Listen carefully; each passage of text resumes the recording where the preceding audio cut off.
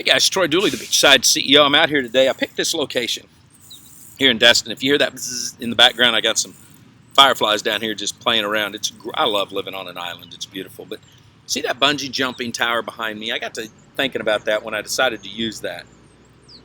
Because I think in the Vemma situation, sometimes in just launching network marketing companies, we're climbing up this tower and we're going to walk out on the gangplank, if you will. And we've got a choice to make. We can either put that bungee around our feet, we can jump knowing that we're going to bounce up and down, or we can just jump off to our death.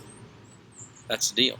The sad thing is, right now, I believe that what the FTC has done is that they have put all their regulations, or the way they interpret the regulations and case law, and they've put it on a bungee. And it's bouncing up and down, and none of us are able to figure out specifically what the Sam Hill is going on. We have the 1979 case with Amway, and that's been it. Now they've been working on the Herbalife deal, and we've been waiting. But it's frustrating when you see what's happened. And as you guys know, and we've reported on this already, I understand that the FTC has a job to do at protecting consumers.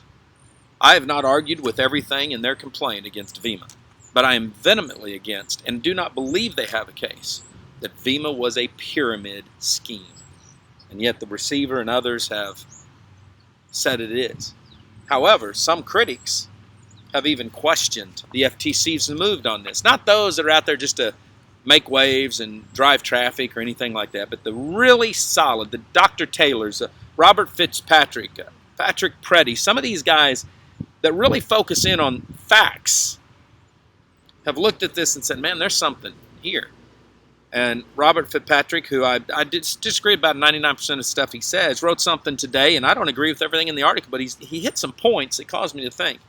He says, unfair and deceptive, the FTC's prosecution policy against direct selling or multi-level marketing. So it's going to be interesting.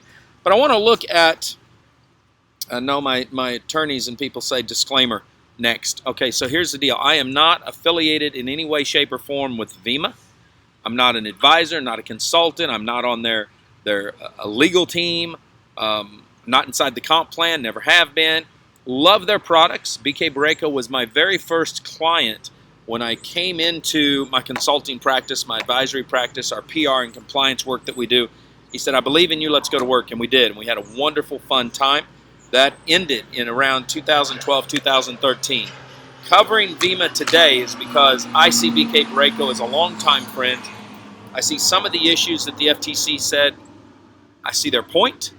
But again, I totally disagree with the pyramid claim. I believe that he is being strong-armed, if you will, in a lot of ways. I believe the FTC took a knee-jerk reaction, shot from the hip. Don't know why they did that. I know that their motto, their purpose is to protect the consumer. As a layperson, I'm having a hard time understanding how you protected the consumer when you just wiped out a true, legitimate company moving product. Even the receiver and others have mentioned that the products were going to everybody. There's no complaints, no FDA complaints, nothing on the products. I don't want to digress. Let's look at the report. I'm going to show the first 21 pages. I'm not getting into all of the rest. We're going to put it up on the blog post. You can read it.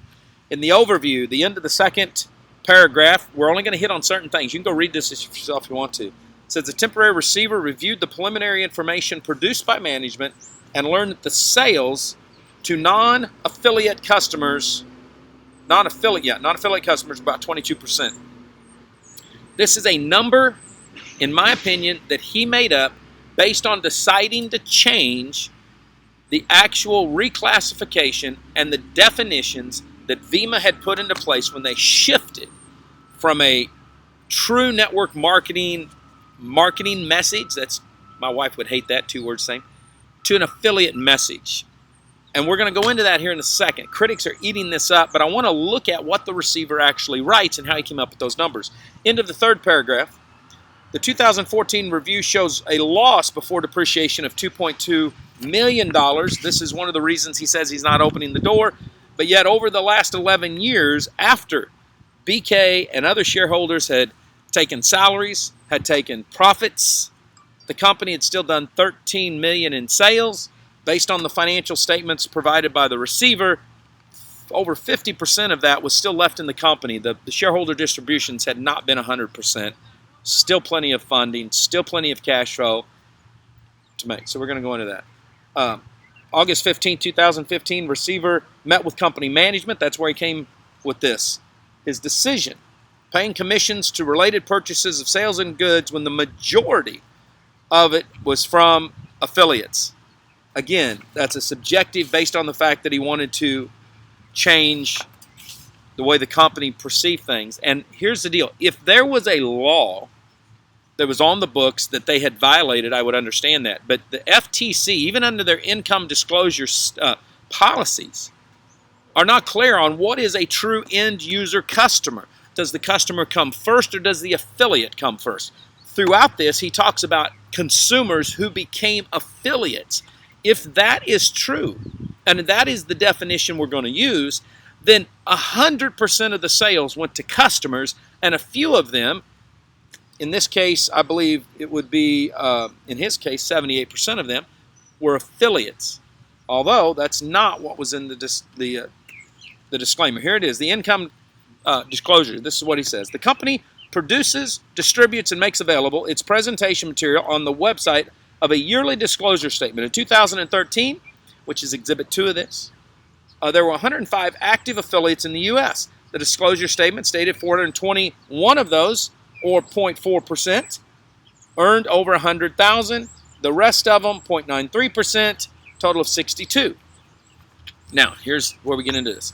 For the 2013 disclosure statement, company officials elected to reclassify, that's absolutely correct, 149,431 affiliates as customers because they had not enrolled any other affiliate or purchased an affiliate starter pack. Think about this for a minute if you're a company owner. How many people have said, you know what, yeah, I'll become an affiliate. I may market this to somebody. I may not, but I mean, heck, it's free. I might as well do it. And then all they've done is buy product. And this here, he talks about during the year. If critics sometimes are right, and they are, and they say, well, the average person stays in network marketing for 90 days max. And yet here we're seeing these people have been in there for at least a year, but they haven't recruited anybody. They didn't buy an affiliate pack. All they did was say, yeah, I want to get on the auto ship. And yeah, if it's free, go ahead and make me an affiliate. Seriously?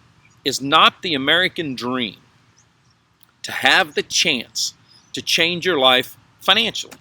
It's not saying that they are. And I'm not getting into enticements and income claims, which the FTC made. I see their point. But when it comes to the income disclosure statement, this has been a moving target. It's like that jumping off a bungee behind me. And it's tough. Because if I'm sitting there saying to my team, and the receiver's already said he's got a competent legal team and compliance team, and they're saying, look, if we're going to do this right, we need to focus on this. We need to wipe these guys out. They're not real affiliates. They're customers. We need to do that. Is that not trying to do what the FTC has asked us to do? And yet, here you're being penalized for it. And that's part of the frustration here. I want to go on, to some other stuff that's in here that he talked about in those opening paragraphs of the net loss. Okay, let's look at some stuff here. You'll find this on page 8. These are the numbers. 2011, the company did $62 million in sales. These are net figures. Usually, now, let me clarify. I've had some people say, Troy, I've read the receiver's report, and oh my gosh, the numbers aren't what we thought they were. Okay, understand. Gross sales numbers for marketing, I'm not talking about general accounting practices. For marketing, gross sales usually comes into play on how much sales you did before refunds, before chargebacks, and companies sometimes will use those numbers. I don't know how Vemma did this, but here's the numbers based on what the receiver stated, and we don't know that these are accurate. This is an early preliminary report based on what he said.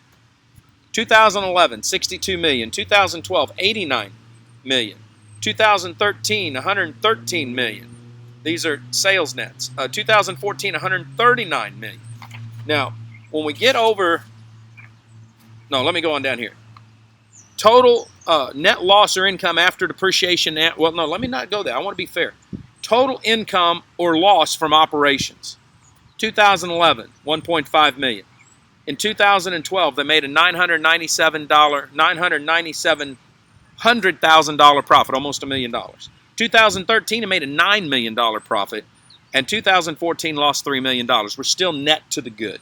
Okay? It gets lower than that when you put in all the other accounting practices, et cetera, et cetera. Now, what I want to do is I'm going to go over here to the actual worldwide operations. I want to look at everything, not just the U.S. operations. This is on page 10. Listen to this. 2011, company did $87 million. 2012, $120 million. 2013, $226 million. $202 million in 2014. Year to date, they've done $62 million. Total income for the company in sales from 2011 to current, $700 million. $700 million in a 4.5 year period. Net income after everything. 2011, $1.4 million profit. 2012, $4 million profit. 2013, $13 million profit. 2014, they lost $1.3 million. Total this year, through worldwide operations, they've lost $4 million. Total net profit over this whole time period of 4.5 years, $13,840,000 profit in the company. There's publicly traded companies that haven't made a profit in their first 10 years of business. Okay. Something else that the receiver talks about in here that I want to go through, because I'm trying to keep this one short. We've had a couple of them long. He talks about how much money BK and the shareholders took out of the company. I want to talk about first just the profits that they took out of the company. And you all understand that it's BK and his two sisters have owned this company from the time they launched it. Total that they took out of the company, this would have come out of net profits at the end of the year of worldwide operations. They took out a total of $7.6 million. Okay, now if you just look at what BK took out, he took out $5.6 million. If you look at the percentage-wise off of gross sales, that's very small. If we take it off of the net profit, they took out about 41%, left in about 58%, 59%, something around there. I've rounded those off. So this isn't people that are raiding the company, taking all the cash out, ready to leave tomorrow. As BK has mentioned on many videos, many tapes, I'm here for the long haul. I'm not here to sell my company. I don't want to do any of that. I am here for the long haul. Now, they also bring in the fact that total, BK also had salary that he took out. And that if you look at his distributions as a shareholder, which the American dream is to earn a great profit, earn a great salary, change your family's life. Understand that I don't care what business. This is what America was made for. He's taken out a total of $19 million. Okay, I believe if they did $705 million, that's like 2%, around 2% of the total earnings he took out. If we take it out of the net earnings, maybe it's 4%. I mean, any way that you look at this, the company was profitable and he was making money, and I think that's what we've got to look at. Now, I'm not going to go into the rest of it. We're going to put it all up on the blog post. You can read it line item by line item. What I want you to understand is the receiver created some of these numbers based on the fact he decided, and understand he works with the FTC, that in order to make their case more acceptable maybe to the judge, maybe to build the case firmer for their complaints, that they were going to change some of the stuff that the company had put into place. And actually, when you think about it, I mean, this is stuff the company put into place, and they filed legal documents like their IRS tax returns and all this other stuff based on this. So to have the FTC come in and change that's just weird to me. And I understand. Listen, I have said from day one, the FTC, I believe, is operating fully under the law as they interpret it. I'm just not sure they're interpreting this correctly. It's really weird. And here's something that I back that up on. Again, this is the Robert Fitzpatrick article today. And one of the things he writes in here is that based on what just happened, and based on the fact that there's at least 1,400 network marketing companies in America today, 15 million households have somehow either been in or solicited by, or they've been connected with direct selling in one way or other. He says, no ordinary consumer could expect to discern the legal difference between Vemma's proposition and that of countless other MLMs. And he's correct. And one of the things that the receiver writes in here, after all of this, that I think every one of you in network marketing should be thinking about, because if no average and ordinary consumers would know, are you really sure that you knew? I mean, all these reps that were with Vemma, they thought it was a legit, and the FTC saying it not. So who really knows what a legitimate one is? But listen to this. Page 21, end of his report, before he signs off on it. Steps the temporary receiver intends to take in the future.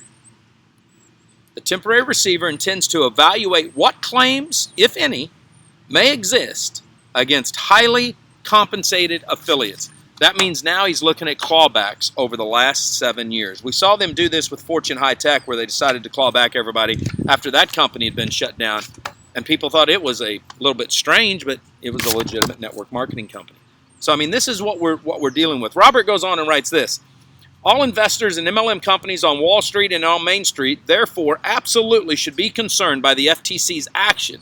There is little rhyme or reason as to why the FTC attacked this one company, Vemma, over hundreds of others. The FTC shows the signs of a rudderless government agency, irresponsible or incompetently wielding power over hundreds of MLM enterprises and the millions of people that invest in them as customers, as hey, I'm going to try this as a business opportunity. Whatever. I mean, he uses the word investments a lot more liberal than I would. On Main Street, there is an additional concern over Vemma's prosecution. In the complaint, the FTC not only targets Vemma, but also several top recruiters. High-level promoters and their downlines and other MLMs could become the future FTC target. Guys, this is why this is so important. We're going to let you go. We're going to stay on this story because it affects, even though the DSA does not seem to feel this way. They seem to think status quo, man, this is just a Vemma issue. Shame on them. Well, one of the most outspoken critics, the receivers report, the whole kit and caboodle, just opened up Pandora's box and said, yes, this does affect the whole industry. Everybody needs to pay attention. And I pray to God that the DSA's board of directors, who are founders and executives, that the committee members who are executives and founders, that the executive staff run by attorneys, that they would get off their doggone butts, get out of their doggone corner offices, get their heads out of the sand, and realize everyone is affected by this move, and they better have representation there at the courthouse. They better be talking and putting to work all the money that they've taken in membership fees for political PACs. They better get that working right now to say we need some clarity. Because one other thing that Fitzpatrick says is the FTC has never clarified for MLM like they have for the franchising industry. We don't have something. This receiver on his own just said, hey, man, I'm going to flip this a little bit on customer and affiliate. Look, everyone's a customer. Some people decide they want to join the income opportunity for real, and they go out there and they try to work for it. But most people don't. We may even throw up some DSA numbers, what they've come up with just from their member companies. Live life like it's an epic adventure. Stay dangerous, stay strong, and if you're in network marketing, act like it.